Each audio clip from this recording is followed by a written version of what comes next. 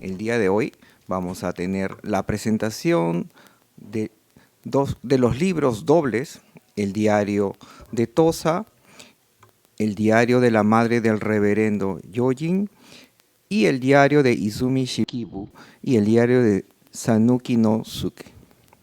Obras traducidas directamente del japonés al español por la doctora Hiroko Izumi Shimono y del doctor Iván Pinto Román. La doctora Shimono se doctoró en literatura japonesa en la Universidad Gakushuin de Tokio.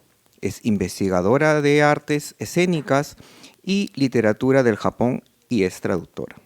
Entre sus diversos trabajos de traducción figuran El libro de la almohada del año 2002, Apuntes de una efímera en el año 2008, El relato de Genji en el año 2013 y 2017, El diario de Murasaki, El diario de Sarashina en el año 2019 y El milagro de Hiroshima en el año 2023. El doctor Pinto es diplomático, abogado, estudioso de la historia cultural japonesa y docente desde el año 1993 en el Centro de Estudios Orientales de la Pontificia Universidad Católica del Perú. Participó junto con la doctora Shimono en la traducción de los libros publicados por la Asociación Peruano-Japonesa. Apuntes de una efímera, El relato de Genji, El diario de Murasaki, El diario de Sarashina. Y los libros dobles que estamos presentando esta noche. A continuación, para dar las palabras de bienvenida, vamos a invitar al señor consejero de la Asociación Peruano-Japonesa, don Abel Fukumoto. Muchas gracias, Kenji. Estimados amigos, muy buenas noches. Esta es una semana y un año muy especial. Como ustedes saben, se están celebrando los 150 años de las relaciones diplomáticas entre los dos países que nos unen, el Perú y el Japón. También es la Semana Cultural del Japón en su edición número 51. Y coincidentemente, este año el Fondo Editorial de la Asociación Peruano-Japonesa cumple 10 años. Y nos sentimos muy afortunados de tener nuevamente a la doctora Hiroko Izumi Shimono y al doctor Iván Pinto, grandes amigos que durante, no quiero decir cuántos años, pero bastantes, nos acompañan y nos han acompañado desde el año, que hasta donde recuerdo, 2021, con una serie de conferencias sobre temas de la literatura asiática en general y en particular del Japón, de la China y de Corea. Obviamente la parte japonesa es la que ellos y el doctor Pinto, sobre todo en el caso de la Universidad Católica, que como dijo Kenji, él es miembro del grupo de maestros. Y posteriormente, y casualmente es el motivo de la formación y la fundación del Fondo Editorial del Japón, lanzamos la traducción de ellos del famoso libro El relato de Genji, o como en japonés se dice, el Genji Monogatari. Que todos ustedes saben, es la obra maestra del Japón y tal vez dicen la primera obra escrita que queda de este tema literario. En cierta forma, entonces, son los padrinos del fondo editorial, dirigida por el señor Akira Yamashiro, expresidente y actual director del fondo editorial. Y por eso nos sentimos muy contentos el día de hoy de tenerlos aquí, a ellos, para que nos hagan la presentación de estos 4 diarios. Son 2 libros dobles, o sea que por el precio de 2 se van a llevar 4 libros. Y realmente yo que he tenido la oportunidad de enterarme de algunas de las cosas que se mencionan en los libros, pues es muy interesante, muy aleccionador. Uno cree conocer a grandes rasgos la historia general del Japón o la parte cultural del Japón, pero a través de los libros de ellos y sobre todo a través de las conferencias, por eso que son tan importantes las conferencias, uno se entera de cosas del Japón que yo en lo particular no sospechaba. Por ejemplo, siempre se habla que el Japón es un país machista y que solamente los gobernantes son hombres, pero hubo 4 mujeres emperatrices. Y no porque eran cónyuges, eran emperatrices de verdad, o sea, ellas gobernaron. La diosa japonesa es Amaterasu, que es una mujer, y por eso que esta corriente o estas charlas que ellos nos dan se refieren mucho a la literatura femenina, o como le llaman, literatura de mano de mujer porque es una traducción casi literal de la palabra en japonés que es onnade, ¿no? O sea, mano de mujer. Es literatura femenina. Entonces, yo realmente los convoco, los obligo, les digo, les pido, les ruego que estas conferencias que nosotros regularmente hacemos, le presten atención y en lo posible puedan acompañarnos, porque todos estamos muy interesados en la cultura japonesa y se aprende mucho desde este ángulo. Este fondo editorial realmente no solamente se dedica a la publicación de libros, sino también hay concursos literarios y hay una serie de actividades que ayudan a enriquecer la cultura tanto del Perú como del Japón. Y el día de hoy, como dijo Kenji, vamos a lanzar estos 4 diarios íntimos de 4 autoras, ¿no? Mujeres, por supuesto, y en una variedad de situaciones, ¿no? Situaciones realmente muy diferentes. Por un lado, uno de los libros se refiere al cariño de los padres por los hijos, ¿no? Pero es un cariño un tanto complicado y conmovedor, porque la autora se refiere al dilema que hay entre querer al hijo, pero por otro lado sentir un poco de pena por él cuando se aleja de la casa, ¿no? También es la desazón. Hay otra autora que habla de la desazón de ella, una señora anciana que a sus 80 años se atreve a escribir por primera vez ante la separación de su hijo, ¿no? Temas un poco tristes, pero también hay temas de otra índole, que es en el otro libro, que es el amor apasionado entre la autora y varios príncipes. Y no les quiero decir más para no perder el interés de lo que nos van a explicar posteriormente. Y por último, el otro libro habla de la relación íntima entre el emperador de aquella época y su más próxima asistente, persona que le daba las máximas atenciones en todos los aspectos de la vida, pero que además de ser una eficiente asistente, llega a sentir un gran amor por él, y él por ella, ¿no? Y es el dilema que ella tiene, y por eso que escribe su diario. Espero que con este avance de lo que viene, pues haya algún interés en escuchar la charla y después comprar el libro, ¿no? que nos interesaría mucho.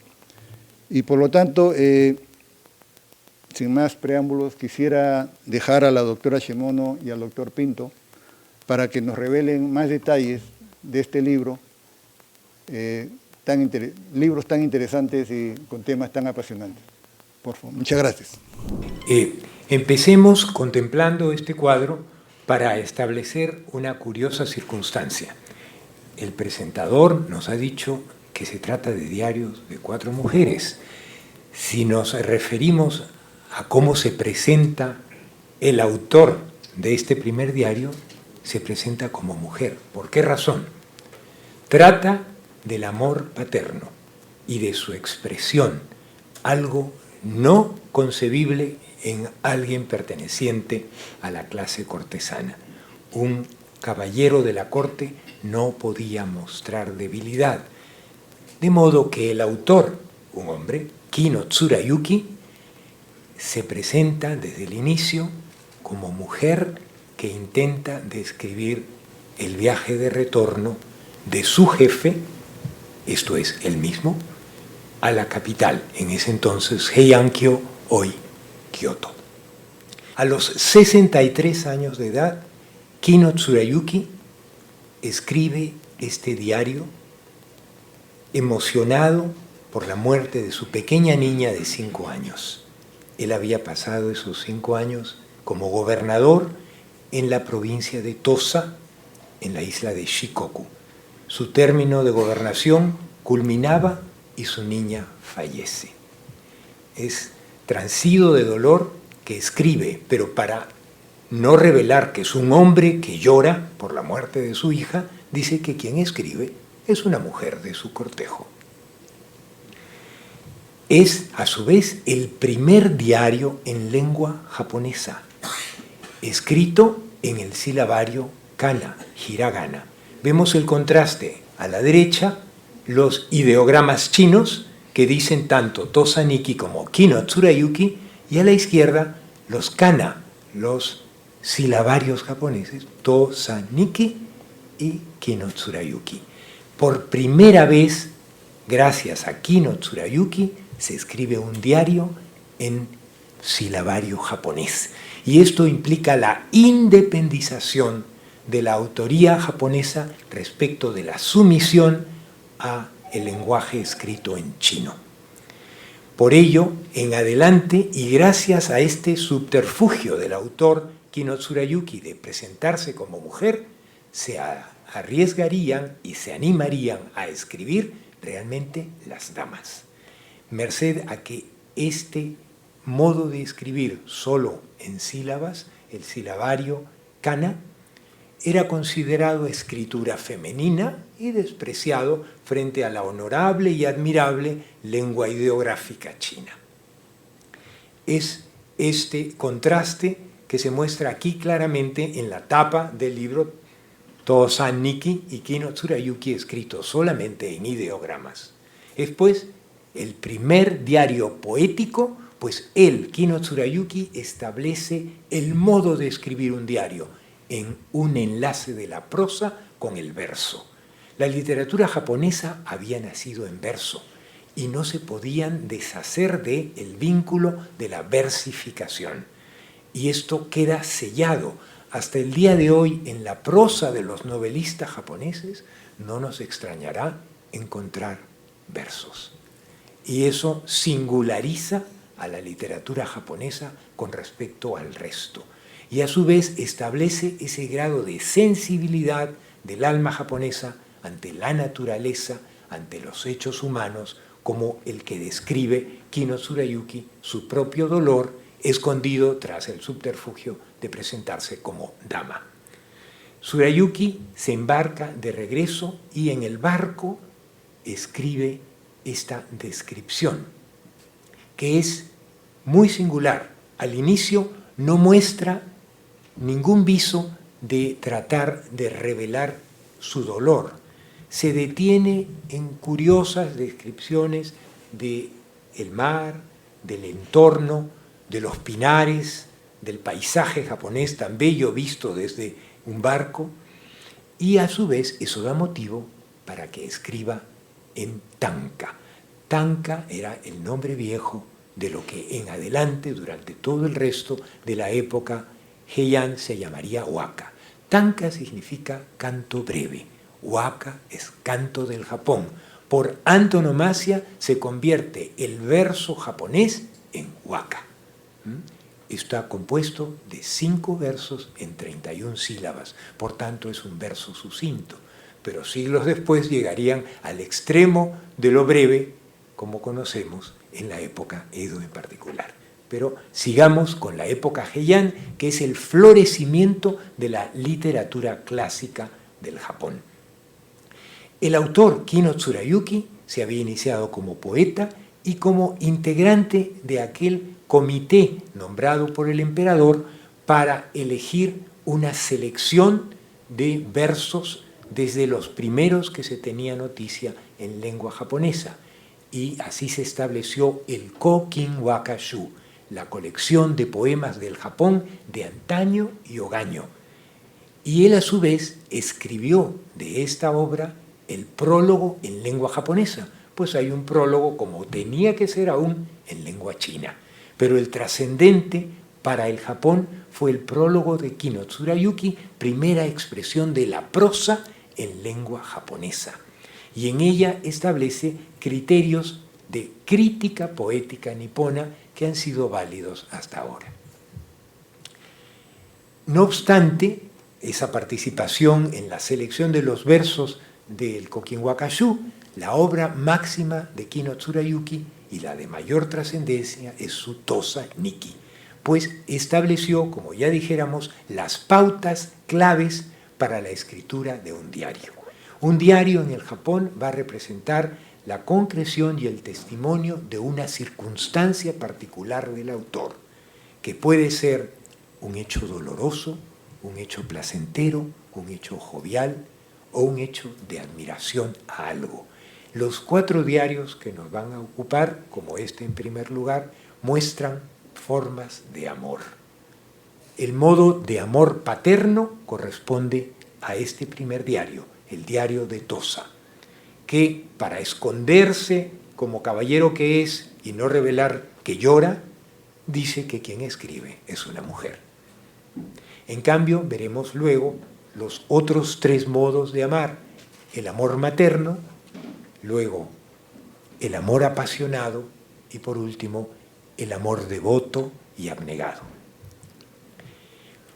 La aserción y exposición de sus padecimientos como padre que perdía a una hija era inadmisible e impropio de un caballero, y él se atreve sabiendo que se va a revelar que es el autor, porque el modo de escribir no correspondía al de una dama. Y pronto pasará a conocerse la autoría verdadera como el ex gobernador de Tosa, autor de este diario.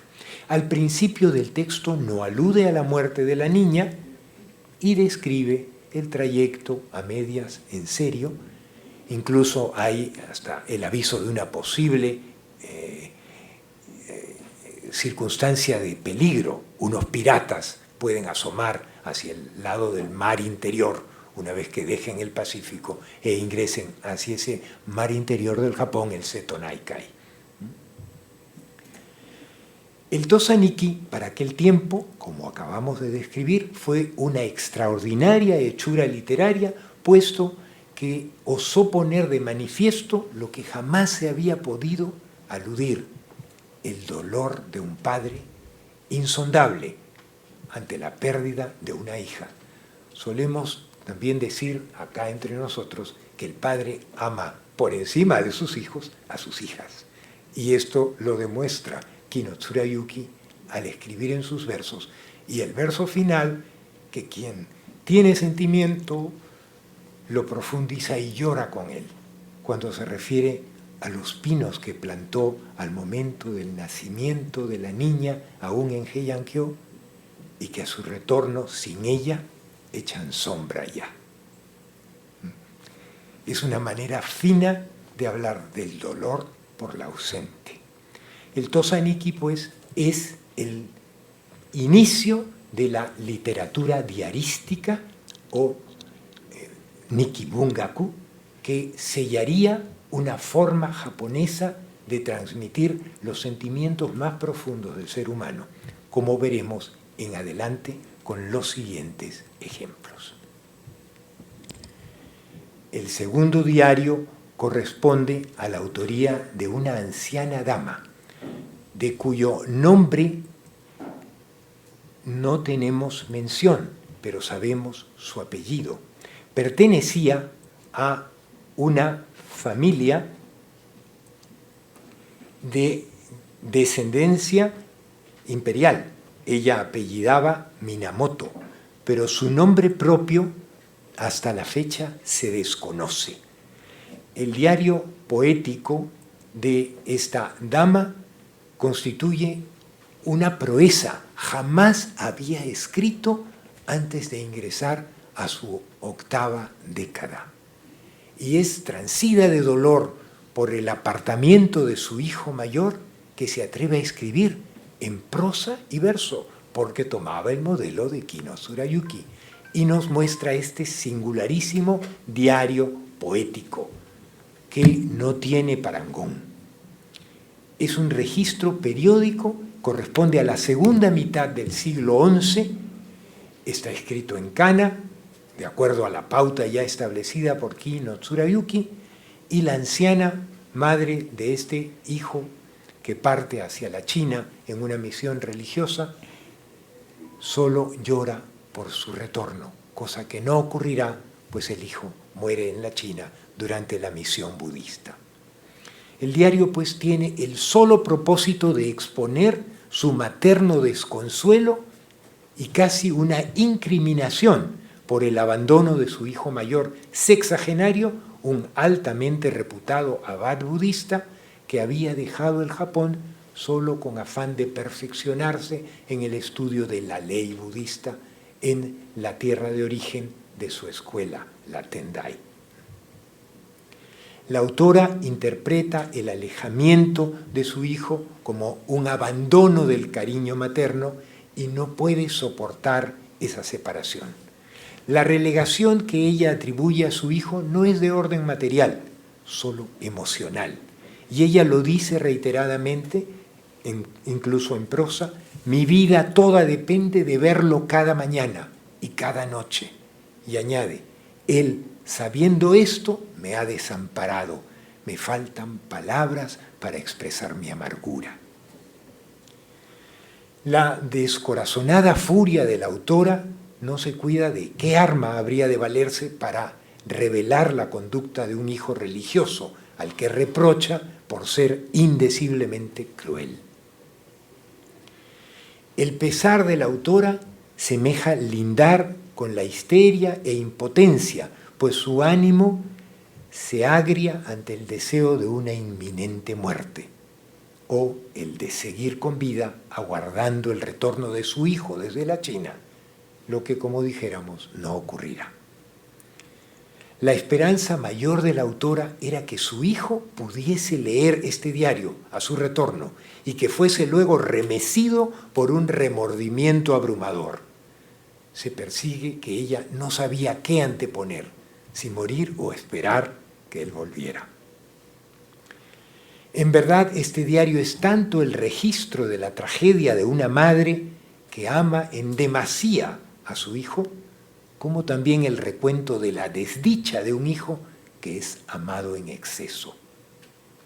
El hijo va a sufrir el apartamiento de su madre, pero a la vez se sintió liberado de esa dependencia obsesiva de la madre respecto de él. Y fue una liberación su peregrinación a la China.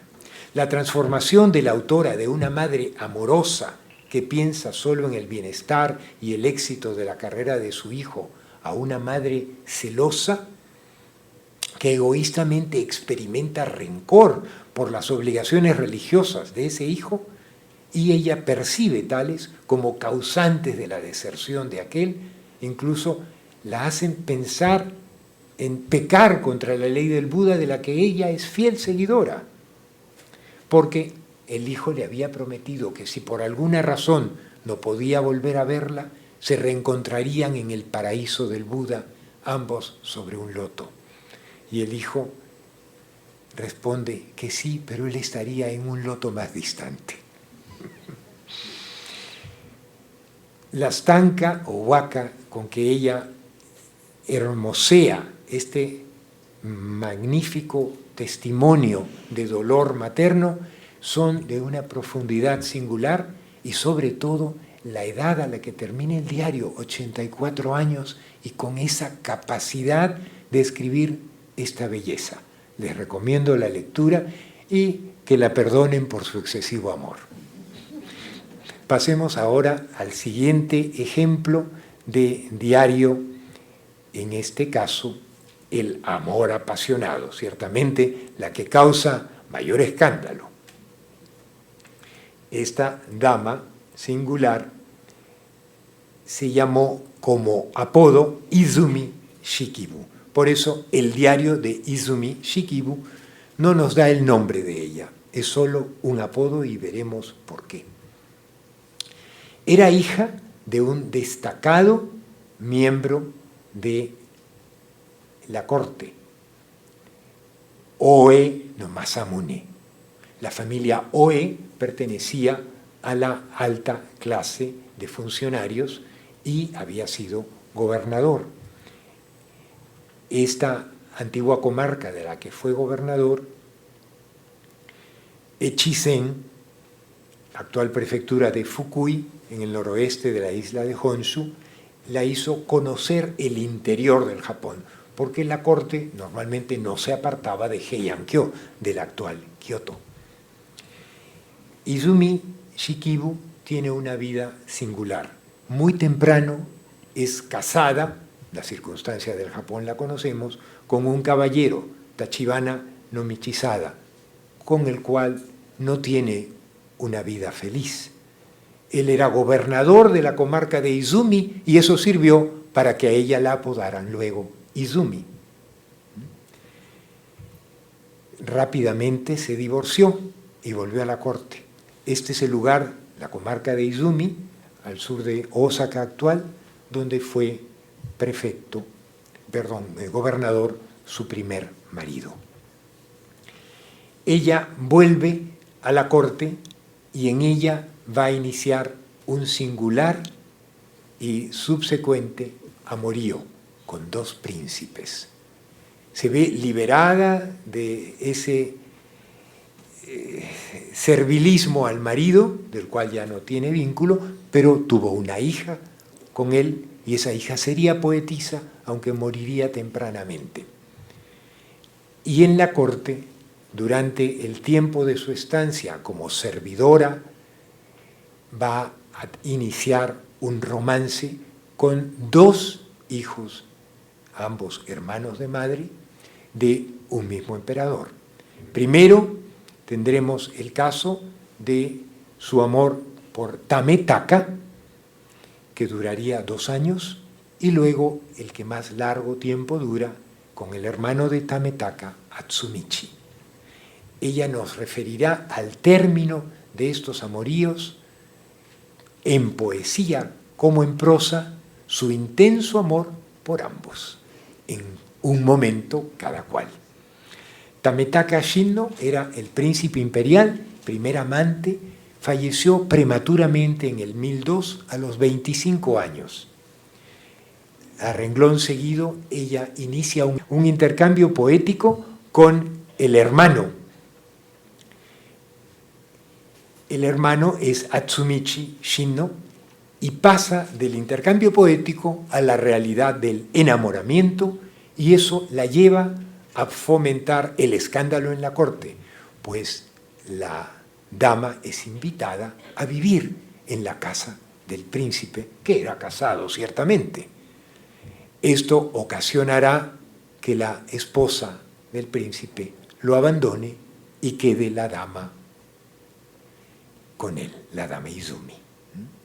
Afamada por versos de pasión intensa, su vida proporciona la materia del libreto de una ópera reciente, Da hielo a hielo, del hielo al hielo, del músico contemporáneo siciliano Salvatore Chiarino, que ha sido estrenada en el 2006 y se basa en esta singularísima vida de una enamorada del amor.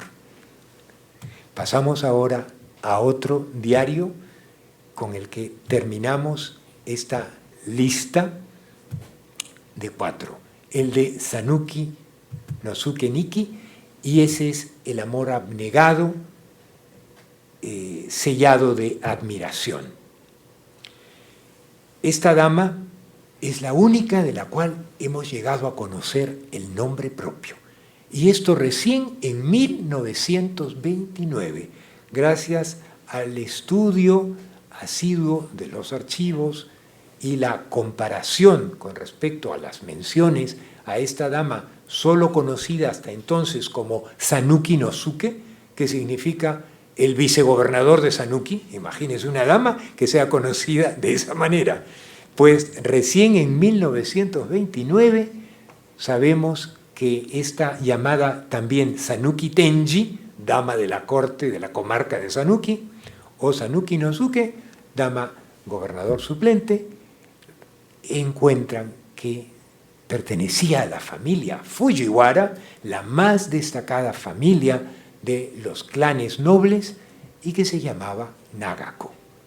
Es pues la única de las autoras que ha pasado a la posteridad gracias a la asidua investigación realizada y que nos permite conocer su nombre propio.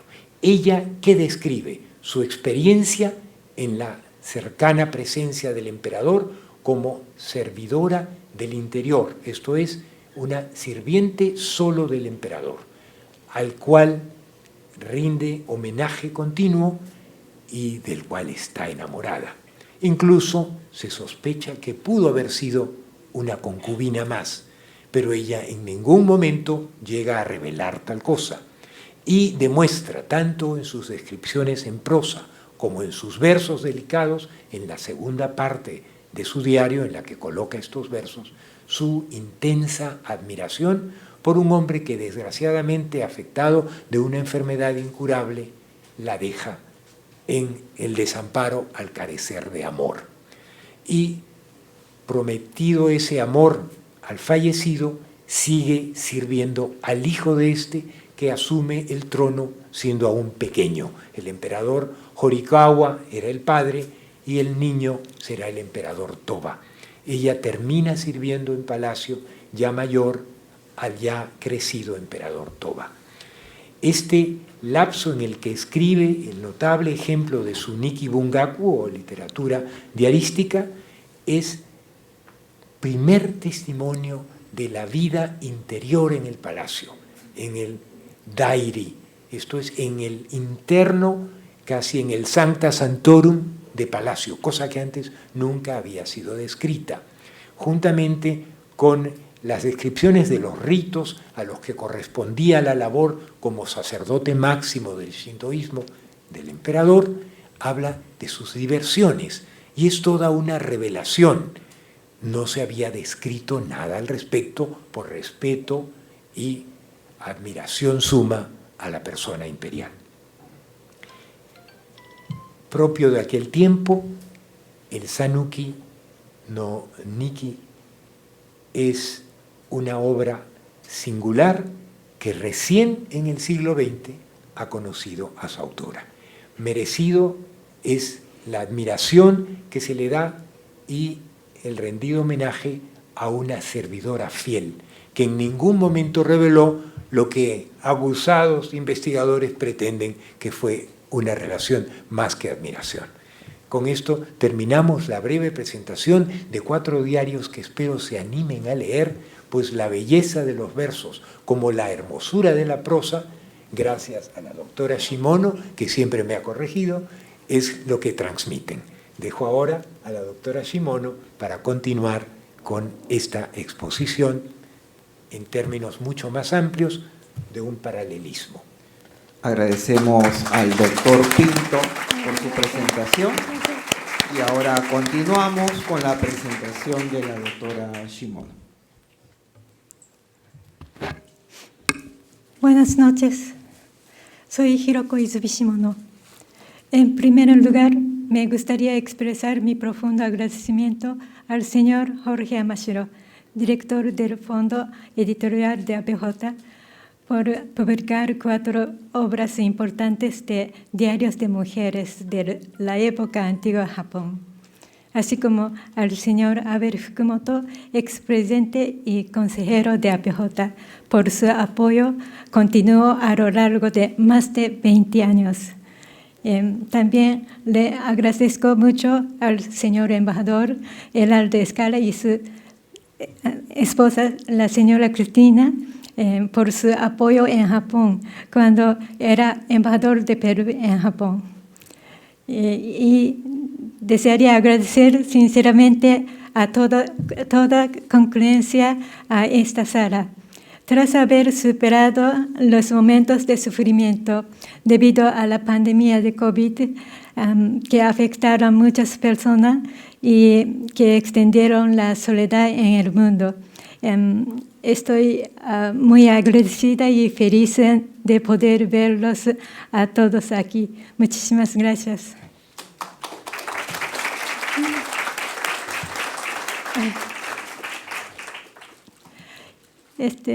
El tema de hoy es el dinamismo de la literatura y diario de mano de mujer del Japón en los siglos X y XI. Voy a referirme a las obras literarias escritas por mujeres y la gran capacidad de ellas en influir en la sociedad de su época, incluso para refutar los prejuicios propagados en los países extranjeros. Es asombroso que las obras clásicas de mujeres, como el libro de Almohada, escrito por Seisho Nagon, y el libro de El relato de Genji de Murasaki Shikibu, haya perdurado durante más de 1000 años. Ellas inspiraron a las mujeres a seguir escribiendo sus propias obras en forma de diarios. Me gustaría profundizar en este tema junto a todos ustedes. Así que comencemos.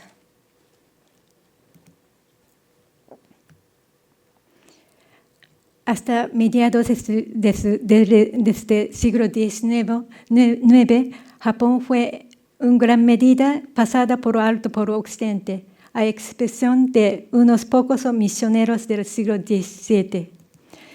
La cultura japonesa se consideraba derivada de China en tiempos modernos. Arthur Waley, un británico y destacado experto en estudios orientales, tradujo Genji Monogatari, o El relato de Genji, del siglo XI, escrita por una mujer, para desafiar la subestimación de la cultura japonesa por los intelectuales de la Universidad de Oxford. Cuando sus traducciones se publicaron, recibieron elogios en el New York Times Review y se convirtieron en superventas durante varios años. Por primera vez en Europa y América se apreciaron su valor literario, lo que catapultó el relato de Genji al reconocimiento en la literatura mundial. Marguerite Yourcenar, la primera mujer en ser miembro de la Academia Francesa, describió la obra de Murasaki Shikibu como la de Marcel Proust del Japón, y afirmó que esta obra la ayudó a desarrollar su propia sensibilidad. La obra, escrita por una dama de compañía, atrajo la atención de los occidentales hacia la antigua cultura y literatura japonesa. Verdaderamente ha encarnado el dinamismo de la literatura de mano de mujer. Cuando busqué obras de prosa para explorar el dinamismo literario en Occidente, solo encontré poesías como las de Safo en Grecia y Sulpicia en Italia, entre otros ejemplos desde tiempos antiguos. Recién a partir del siglo XVII encontré obras en prosa influyentes en la sociedad de su época, como las de Lady Anne Clifford y Madame de Lafayette en Europa. Las cartas de Sor Juana Inés de la Cruz en el continente americano también fueron escritas en la época moderna. Excepto por algunas obras escritas por monjas, es difícil encontrar obras de prosa escritas por mujeres en la antigüedad. Una pista que me ayudó a informarme sobre este tema se originó con la italiana Cristina de Pizan del siglo XV. Pizan indicó que en el siglo XIII en París hubo un prejuicio profundo que incluso entre las élites se sostenía que las mujeres son un género que da a luz monstruos, lo que creó un entorno discriminatorio que llevó a la autonegación de las propias mujeres. En España, los frailes dominicos publicaron El martillo de las brujas, extendiendo la creencia de que las mujeres se asocian fácilmente con el diablo en toda la Europa. La caza de bruja alcanzó su punto máximo en los siglos XVI y XVII y llevó a la ejecución de decenas de miles de mujeres a través de la hoguera y torturas acuáticas. La invención del término caza de bruja refleja la misoginia religiosa que consideraba a las mujeres como herejes. En obras representadas en la corte y en la literatura secular, ya sea de la Edad Media o en la Antigüedad, podemos observar la fuerte influencia del pensamiento violento medieval, la autoridad imponente de la Iglesia y la concepción basada en el Antiguo Testamento de que las mujeres fueron creadas para seguir a los hombres. Esta mentalidad no se limitaba solo a la literatura, sino que también se reflejaba en la vida cotidiana, donde las mujeres sufrían abusos por parte de los hombres y se creían que estos tenían el derecho de golpearlas. Bajo la ideología de misoginia religiosa y la existencia de sumisión a las mujeres de manera violenta, se evidenciaba la dificultad que enfrentaban las mujeres al escribir en prosa o al intentar que sus obras perduraran. A partir de aquí, indagaremos el contexto religioso y ambiental que rodeaba a las mujeres en Japón. Hacia el tercer siglo, cuando Japón aún no tenía escritura propia, apareció por primera vez la figura de la reina de Japón en un documento chino. Su nombre era Himiko. Su gobierno se asociaba con prácticas místicas.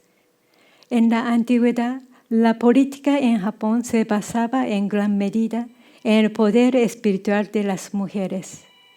Y no existía discriminaciones religiosas ni sociales hacia las mujeres. De hecho, las palabras de las mujeres se consideraban voluntad divina.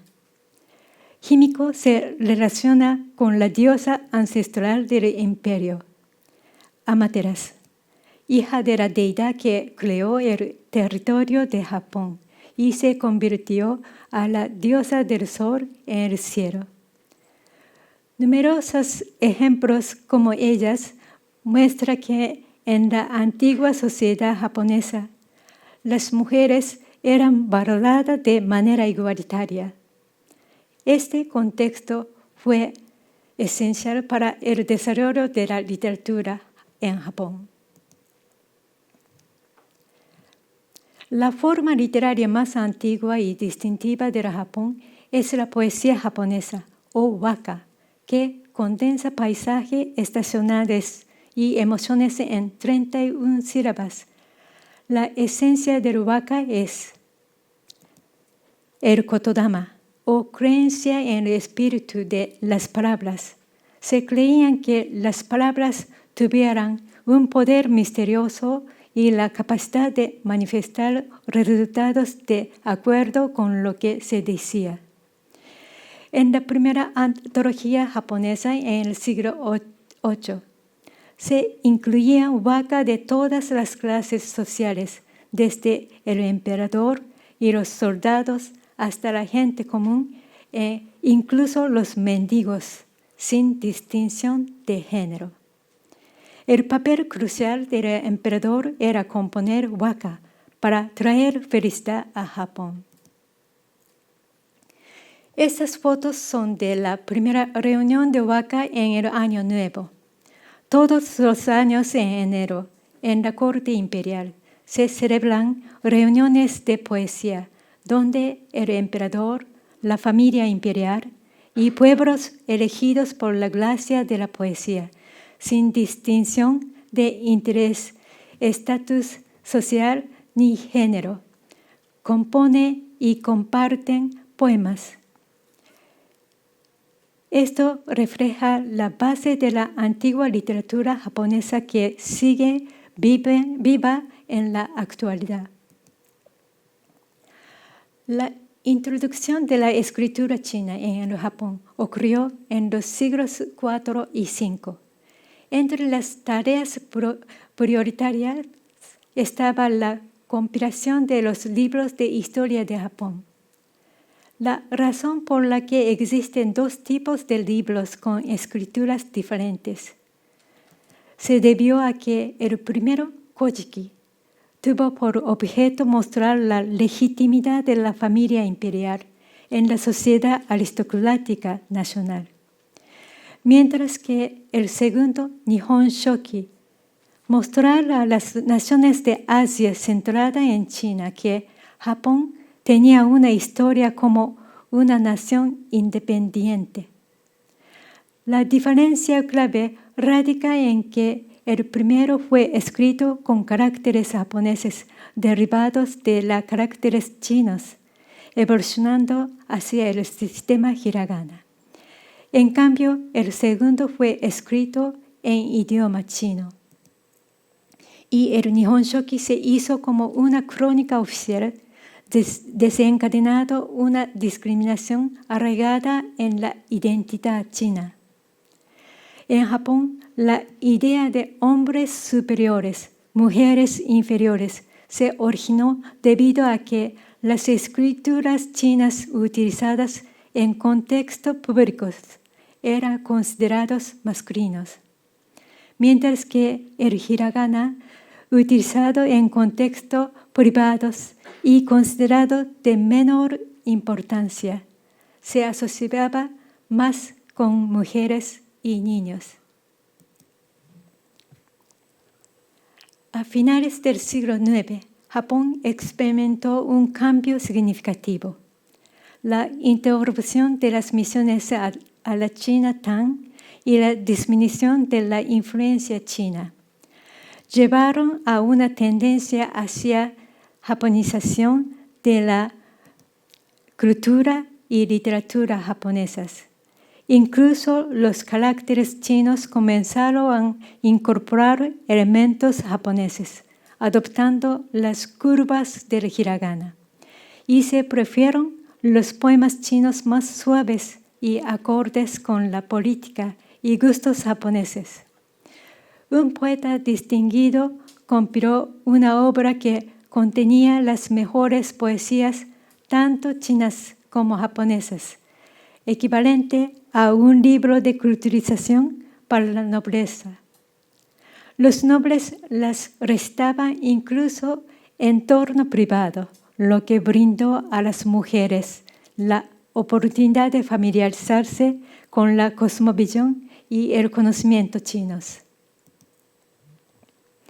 Esto es algo que definitivamente me gustaría que todos ustedes conocieran, el himno nacional de Japón, Kimi ga Yo. Se compone de solo 31 caracteres silábicos y es conocido como el himno nacional más corto del mundo. Sus letras se tomaron de poemas del Kokin Wakashu, una serie de las antologías de poesía compilados por orden imperial de la década del siglo X. Los 31 caracteres celebran la era de emperador, simbolizando la identidad japonesa a través de la poesía. La obra pionera de la literatura de mano de mujer es el Diario de Tosa. Su autor, Kino Tsuraki, aprovechó expresar la voz interna optando por el hiragana, letra discriminada en ese entonces. Los hombres solían escribir diarios en la escritura china, los hechos oficiales y de etiqueta en el palacio. Hombres son los que escriben los llamados diarios, se dice. Una mujer lo intenta hacer ahora. Desde este pasaje inicial es exactamente el inicio de la literatura de mano de mujer. Él deseaba expresar la voz interna de la tristeza que lo abrumaba debido a la muerte de su hija, algo que no podía ser representado con los caracteres chinos importados. Optó por fingir ser mujer en su escritura debido a la conciencia de la época que sostuviera que el hombre no debe escribir cosas afeminadas. Sin embargo, paradójicamente, este prejuicio hacia estos caracteres nacionales fue lo que abrió el camino para la literatura femenina. El nuevo estilo literario que él creó, una fusión de waka y prosa, se convirtió en el estilo básico para las mujeres escritoras en el futuro. La siguiente en aparecer fue Apuntes de una efímera, la primera obra en prosa escrita por una mujer. La esposa del máximo líder político Fujiwara no Kaneye expresó en su diario el sufrimiento que le causaba un matrimonio que debía ser una prueba de amor. Ella era realmente su concubina. También expresó cuán profundo era el dolor que sentía al ser simplemente una esposa que esperaba en casa la visita de su esposo. Lo interesante es que el periodo en el que las mujeres comenzaron a escribir obras en prosa coincidió con época en que el matrimonio igualitario, similar a la era de Himiko, se desmoronó. El diario de la esposa de Kaneye reveló la verdad sobre los problemas de amor entre esposo y sus mujeres en el siglo X y tuvo un significado importante al influir posteriormente en la obra de El relato de Genji.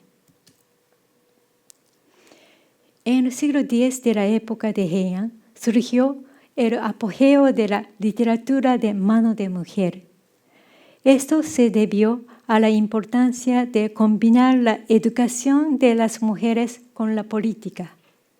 El clan Fujiwara monopolizó cargos políticos importantes y se convirtió en pariente político de los emperadores, similar a la familia de Medici en Italia, en su influencia en la historia japonesa.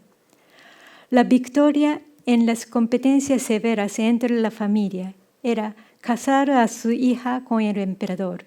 Por lo tanto, dedicaba años a la educación de sus hijas, incluyendo la poesía waka, música con el instrumento koto y una hermosa caligrafía.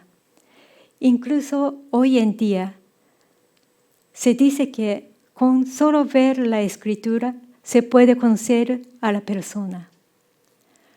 Las mujeres de la nobleza se esforzaban por cultivar su educación, incluyendo las damas de compañía encargadas del cuidado de las hijas y las intermediarias en asuntos externos. Durante el reinado del emperador Ichijo, se produjo el máximo florecimiento de la literatura por las damas de compañía. Una fue Seisho Nagon, quien escribió la primera obra de ensayo en Japón, el libro de la Armada. La otra fue Murasaki Shikibu, quien escribió el relato de Genji, la primera obra narrativa en Japón. Estas obras siguen siendo consideradas las cumbres de la literatura japonesa en sus respectivos géneros hasta el día de hoy. Ellas sirvieron como damas de compañía de las respectivas emperatrices Teishi y Shoshi del emperador Ichijo, aunque sus periodos de servicio en la corte no coincidieron y nunca se encontraron en persona. Murasaki expresó fuertes celos y rivalidad hacia Seisho Nagon en su obra de diario. Gracias a Ueri por su selección del relato de Genji, ha adquirido fama en la literatura mundial. Pero en realidad, Ueri también había traducido personalmente una obra que amaba, el libro de las almohadas de Seisho Nagon. Ahora explicaré sobre el ambiente literario en el que Seisho Nagon se encontraba. Antes de la época de Teishi, la alcoba de la consorte era simplemente un espacio donde las mujeres esperaban la visita del emperador.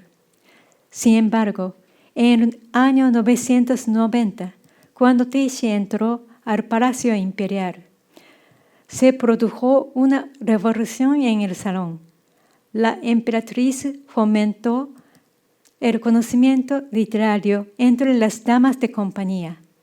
Las desafió a recitar poemas improvisados y cultivó conversaciones ingeniosas y perspicaces. En su salón literario, tanto los nobles de alto rango como las damas de compañía disfrutaban juntos de la diversión sin distinción entre las poesías chinas y los wakas.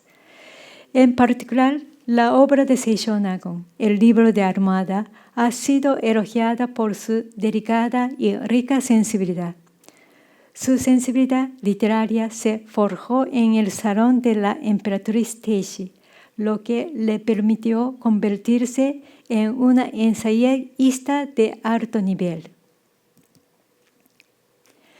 Después de 5 años de matrimonio entre el emperador Ichijo y Teishi, en el año 995, una epidemia se propagó rápidamente entre la nobleza, resultando en la muerte de 6 de los 8 miembros del clan Fujiwara que ocupaban cargos claves en el gobierno, incluyendo el padre de Teishi. Esto llevó a cambio en el poder, donde el quinto tío sobreviviente, Michinaga, asumió el control y cambió las leyes. Hizo que su propia hija Shoshi se casara con el emperador Ichijo como primera emperatriz, en igualdad de estatus que la emperatriz Teishi. El destino de Teishi comenzó a declinar mientras los nobles se alineaban con Michinaga y la trataban con frialdad. Ahora su único apoyo era el puro amor inquebrantable del emperador. Seisho Nagon, decidida a apoyar a su ama que estaba aislada, escribió el libro de Armada, un ensayo que capturaba los felices recuerdos del emperador Ichijo, su amada consorte Teishi, los nobles y las damas de compañía, mientras disfrutaban de momentos especiales en el salón literario de la ama Teishi. Lamentablemente, Teishi falleció. El libro de la Armada consoló su corazón durante su vida. Su muerte tuvo gran impacto en la sociedad aristocrática a nivel personal. Michinaga temía el espíritu vengativo de su difunta sobrina. Los nobles que había traicionado a ella sintieron remordimientos y muchos jóvenes sintieron mutabilidad y crueldad del mundo, algunos convirtiéndose en monjes. Lo más importante fue que esta obra grabó en la memoria de los nobles que Teishi era una noble verdadera, inteligencia excepcional y más merecedora de ser la consorte del emperador Ichijo, a pesar de la persecución constante de su tío Michinaga. La técnica literaria que Seisho Nagoi empleó para que esta obra sobreviviera bajo un régimen hostil contra su ama consistió en no culpar a nadie, no escribir nada negativo y mantener el humor a través de la gracia.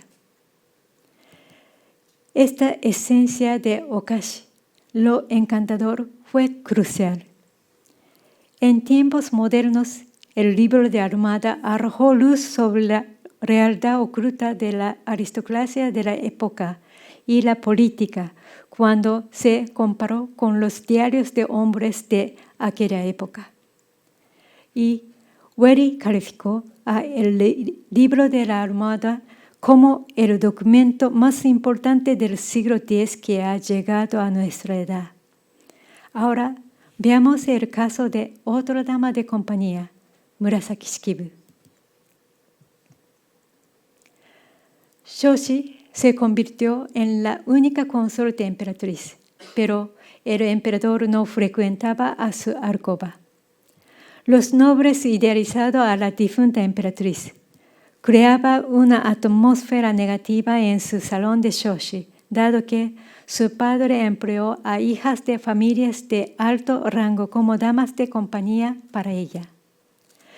Shoshi mostraba timidez al darles órdenes, lo que creó un ambiente orgulloso y rígido en su salón, en contraste con el de Teishi. Fue el momento en que Murasaki Shikibu decidió trabajar como institutriz de la emperatriz Shoshi. Murasaki Shikibu sintió simpatía al enterarse de que su ama había soportado la soledad y la paciencia durante muchos años. Movida por el deseo de Shoshi de conocer la poesía china que su esposo amaba, Murasaki Shikibu desafió la idea común que las mujeres no deben estudiar poesía china del campo del hombre y le enseñó secretamente poemas chinos.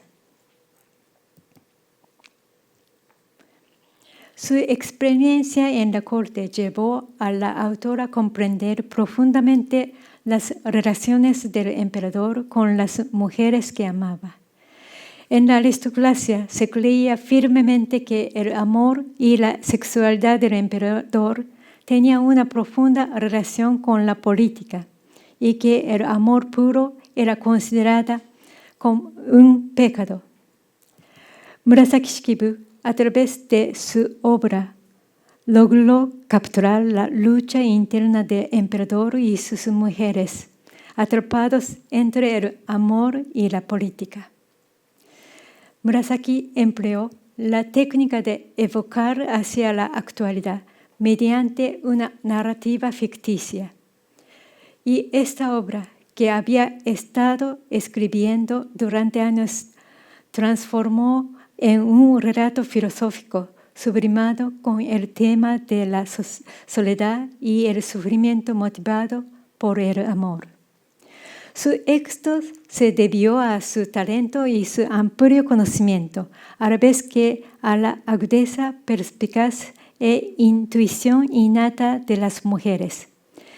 Para discernir lo esencial y captar las emociones evolutivas, desempeñaron un papel fundamental en la creación de esta obra. Se puede sentir verdaderamente el dinamismo de la literatura Mano de Mujer.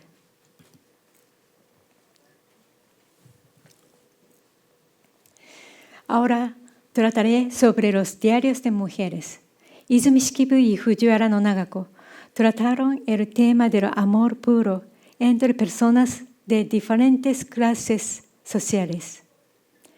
Ellas se inspiraron en las obras que retratan el hermoso y grato mundo del libro de almohada, así como el mundo de amor injusto que trata el relato de Genji. Veamos qué era importante para ellas. Desde el momento en que fue escrito, este diario causó un gran impacto.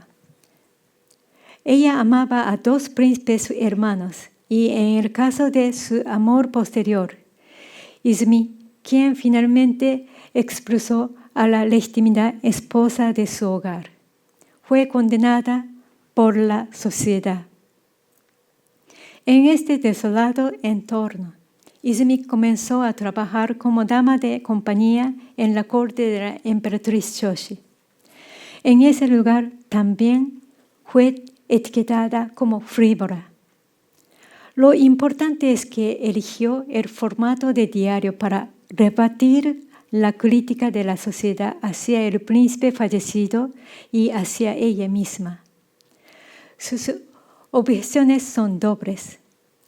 En primer lugar, su relación amorosa con los príncipes fue un amor puro entre iguales.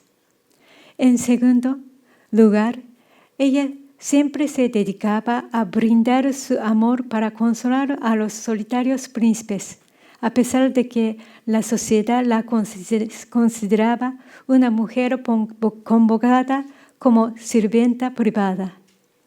Este tipo de mujer era vista como fuera de estrato, ya que su única conexión con un hombre se limitaba exclusivamente a relaciones sexuales.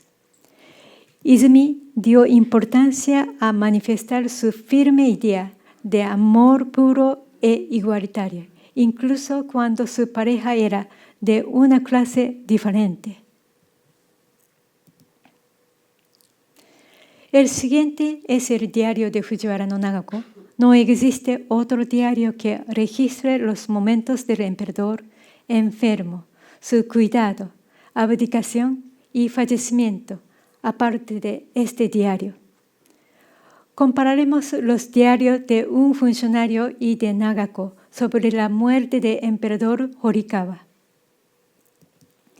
El diario de primero hizo mucho caso de la formalidad, ya que describe la muerte del emperador Horikawa con tranquilidad y solemnidad. Por otro lado, el diario de Nagako dio la importancia a la realidad, describió la agonía terrible del emperador mientras luchaba en su lecho de muerte. El cargo de ella, Suke, tuvo igualdad de estatus, posición y salario con los hombres funcionarios nacionales. Algunas, como ella, mantenían relaciones personales, incluso íntimas. Este diario es un recurso histórico de primer nivel en el que ella presenció un momento crucial en el que la autoridad del emperador fue menospreciada en comparación con la del emperador retirado, es decir, su padre, quien había abdicado. Además, ella, desde el interior de la alcoba del emperador, registró con gran detalle las cambiantes emociones del emperador, su resignación, su amor hacia la autora, así como el comportamiento de los otros personajes antes y después de su fallecimiento. Estos detalles nunca fueron registrados en los diarios de otros funcionarios masculinos. Ahora, esta obra es literatura nacida del corazón de una madre que ama a su hijo profundamente. Y es un valioso diario que permite rastrear la transformación del corazón de una mujer de edad avanzada. El tema de la soledad en la vejez por longevidad es un problema grave más relevante que nunca en la actualidad. El amor de maternidad también es un tema importante. Lastenia Larriba, una madre peruana, escribió sobre el amor de madre hacia su hijo como un sentimiento contradictorio, siendo a la vez altruista y egoísta. El diario de esposa de Canelle también muestra la diferencia en la calidad de amor hacia su esposo y su hijo.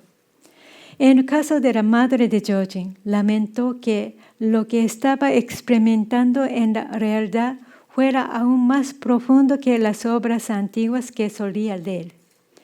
Y al final, lamentó enormemente su longevidad. Sobre la longevidad de mujeres mayores, al principio mencioné la casa de bruja que duró varios siglos en Occidente. El gran número de víctimas eran mujeres ancianas, consideradas innecesarias por la sociedad. Sin embargo, no creo que esa idea fuera correcta. En Japón hubo una mujer que vivió en la misma época y la generación que aquella madre. Era la emperatriz Shoshi, a quien sirvió Murasaki Shikibu. Ella, al igual que la madre de Jojin, vivió hasta los 87 años y tuvo que despedir a su esposo, hijos, nietos y 5 generaciones de emperadores, así como a sus padres y hermanos. Su corazón también se llenó de dolor y experiencias dolorosas que compartió con la madre de Jojin. Sin embargo, diferenciando a esa madre, Shoshi estuvo involucrada en el ámbito de la política y la autoridad. Ella hizo contribuciones significativas a la familia imperial y al clan Fujiwara, al punto de que incluso los emperadores y los regentes, así como miembros de su propia familia, en altísima posición, buscaban su consejo. La sociedad la necesitaba como madre ideal de la nación. Ella fue apreciada también en las épocas posteriores a los samuráis guerreros.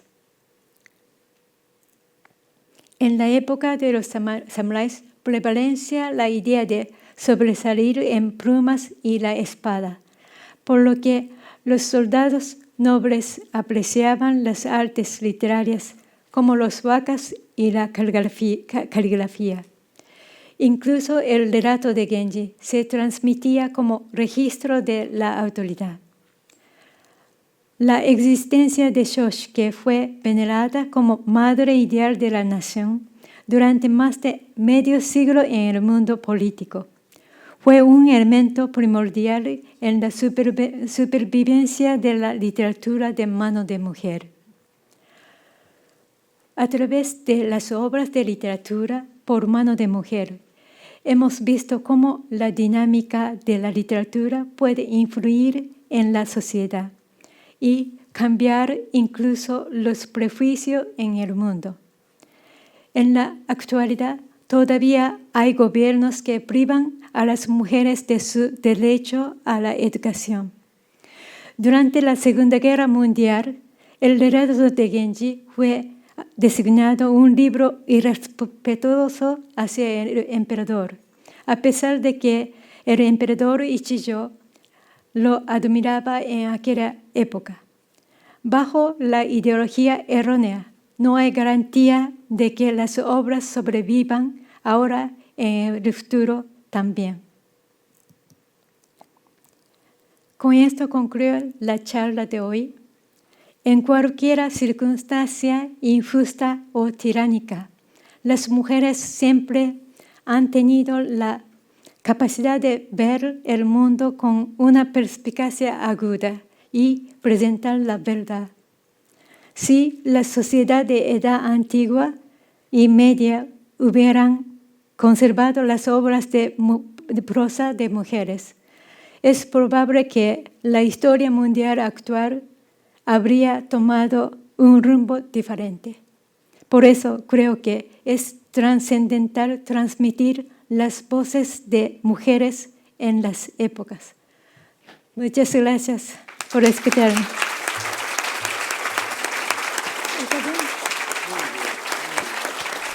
Bueno, avanzando y ya disponiendo casi todos con una copa en la mano, quiero agradecer y tener el gusto de poder hacer el brindis en esta velada con la presentación de estas dos libros dobles que forman parte de la literatura tradicional japonesa y que forman asimismo el aporte de las mujeres nobles japonesas dentro de la literatura universal. Invitar a todos ustedes a elevar las copas. Efectuar un agradecimiento a los doctores Hiroko Izumi Shimono y doctor Iván Pinto Román, así como al fondo editorial de la Asociación Peruano-Japonesa, por este nuevo aporte, por estas nuevas obras que se ponen a disposición de los lectores nacionales y de habla hispana. Un saludo. Muchas gracias. Saludos. Kanpai. Kanpai. Kanpai. Muy agradecidos por su presencia. En nombre del Fondo Editorial, como hoy reiteramos que cumplimos 10 años, durante el cual hemos estado editando cerca de más de 32 libros. Queremos reiterar nuestro agradecimiento a la doctora Hiroko Shimono y al doctor Iván Pinto Román por esa encomiable labor de traducir estas obras que hoy se suman a nuestra colección de literatura clásica japonesa.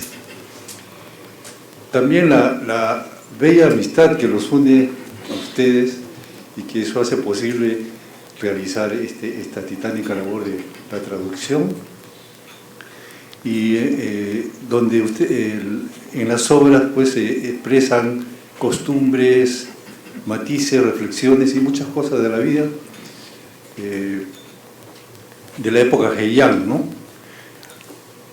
Nosotros nos sentimos muy afortunados de poder ser los que presentan estas obras para el público, y de algún modo cumplimos la función que tiene el Centro Cultural de transmitir la cultura japonesa al país, ¿no? Por algo nos llamamos la Asociación Peruano-Japonesa, y con mucho placer, mucho orgullo podemos realizar esta labor, y esperamos pues que realmente sigamos en esa tarea, que el próximo año incluso que va a cumplirse 125 años de la inmigración japonesa, podamos tener otras novedades para presentarlos. Muchísimas gracias a los traductores y muchísimas gracias a todos ustedes.